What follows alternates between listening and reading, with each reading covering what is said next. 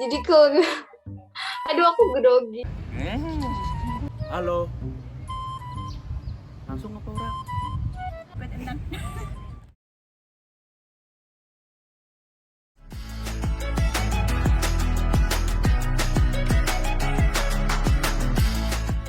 Kenalin semuanya, halo, nama aku Resendria Bisma Pradana, aku dari Akuntansi Inter 2019, alhamdulillah tahun ini ya dipercaya sama teman KMFPB sebagai Presiden BEM ya untuk periode 2020. Halo semuanya, kenalin aku Ika Safitri dari Akuntansi Internasional 2021. Aku Devina Dwi Fitriana, biasa dipanggil Devina dari Akuntansi Internasional angkatan 2020. Aku Rehan dari Akuntansi Reguler angkatan 21. Kenalin, nama aku Ibdal, aku dari Akuntansi angkatan 2019. Kenalkan, nama aku Maria Nur Faiza, biasa dipanggil Iza. Aku dari angkatan 2020. Mungkin salam kenal semuanya teman-teman. Kamu tahu nggak sih sirkuit internasional Mandalika yang ada di Nusa Tenggara Barat? Tahu dong. Iya, tahu. Iya, tahu kok.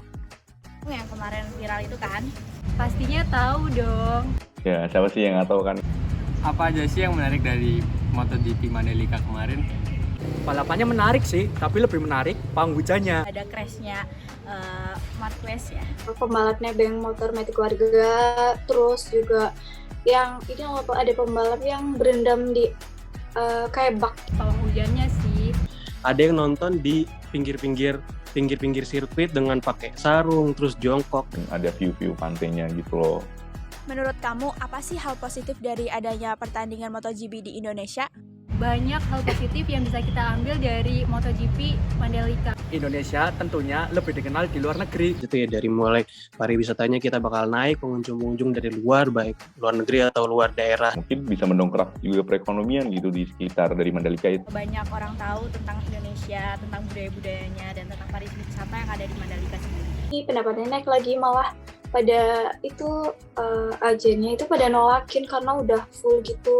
Salah satunya yaitu peningkatan pertumbuhan di Indonesia. Apa aja sih hal-hal negatif dari pertandingan MotoGP kemarin? Balapan itu mempunyai resiko yang besar, bisa menyebabkan kematian.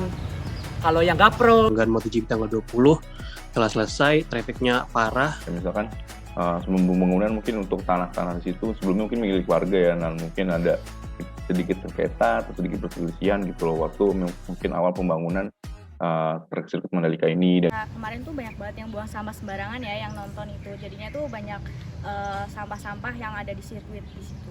Di tribun penonton itu masih banyak sampah yang berserakan kayak gitu. Di proyeknya sirkuit Mandalika itu pernah terjadi banjir. Apa pendapat kamu terkait sirkuit Mandalika yang mengandung muatan lokal? budaya lokal yang ada di Indonesia jadi lebih mendunia. Menarik juga sih, jadi orang-orang tuh tahu. Ya, itu unik dan bagus sih menurut aku. Bagus kok.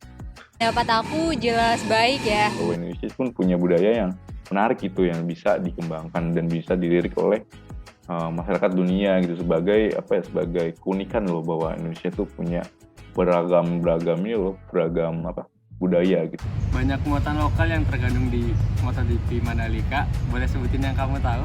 Adanya motif tenun di sirkuitnya. Motif kain yang khas dari Mandalika sendiri. Motif batik Sasambo sih yang ada di tikungan. Kru di sana juga kayak pakai pakaian adat juga kan, kayak ada pakai caping ataupun ada pakai pakaian khas sana gitu, khas Mandalika juga. Itu motif tenun suku Sasak, terus sama yang kru menggunakan capingnya. Kru yang memakai caping yang biasa digunakan oleh para petani. Ya, terus kalau yang pawang hujan gitu termasuk muatan lokal nggak ngerti. Punya tenun sasak di beberapa tikung 15 sama 16.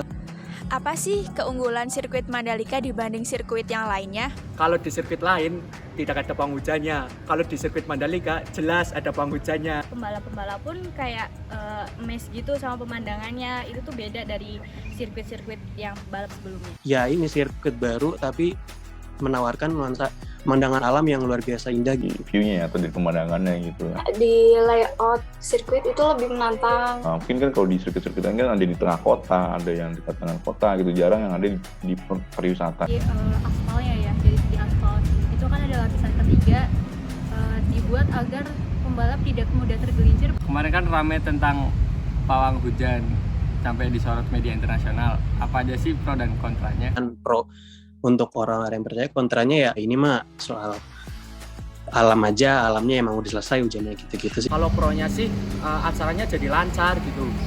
Kalau kontranya tidak semua orang percaya adanya pawang hujan. Banyak kan yang nggak percaya tentang pawang hujan itu karena emang nggak masuk di akal.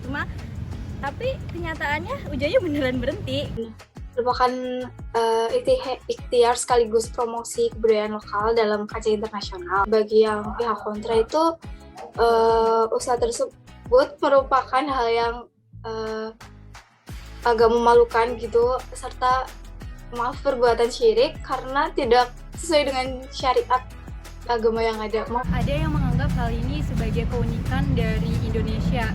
Dari pro-nya itu aku yakini bahwa itu adalah budaya gitu loh, itu adalah hal yang melekat dengan diri kita dari zaman nenek moyang kita dulu loh. Lalu untuk kontranya aku lihat ya mungkin banyak yang warga Indonesia sendiri pun skeptis gitu dengan apa sih ini pawang hujan, kok ada pawang hujan gitu. Dan menyalahkan pemerintah yang lebih condong ke perdukunan daripada teknologi modern saat ini. Apa kesan dan pesan dari adanya pertandingan MotoGP di Mandalika?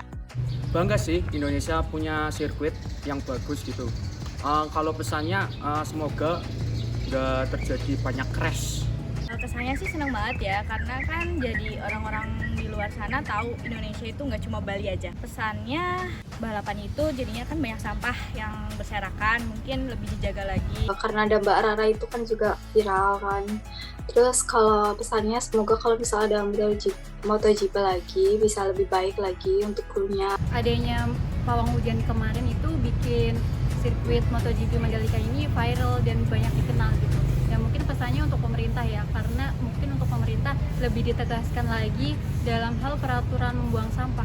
Ya sebagai permulaan ya cukup bagus dan bisa ditingkatkan lagi gitu untuk tahun-tahun selanjutnya gitu. Dan aku mungkin berharap untuk MotoGP juga menumbuhkan perekonomian warga di sana. Ini juga mendapat sorotan pemerintah gitu untuk pembangunan dari sisi mungkin infrastrukturnya dan dari manusianya seperti itu. Kesannya itu ya bagus banget dan bangga banget sih. Pesannya gimana ya? Kalau bisa pesan sih ya paling ke penyelenggara yang sampai ada isu, sampai terjadi macet dan lain sebagainya, itu kan merugikan juga. Jadi kalau misalnya nanti ke depannya terus kayak gini kan mungkin walaupun sirkuitnya sebagus apapun tapi penyelenggara jelek kan ya nanti nggak jadi daya tarik juga gitu kan, ada banyak penilaian juga dari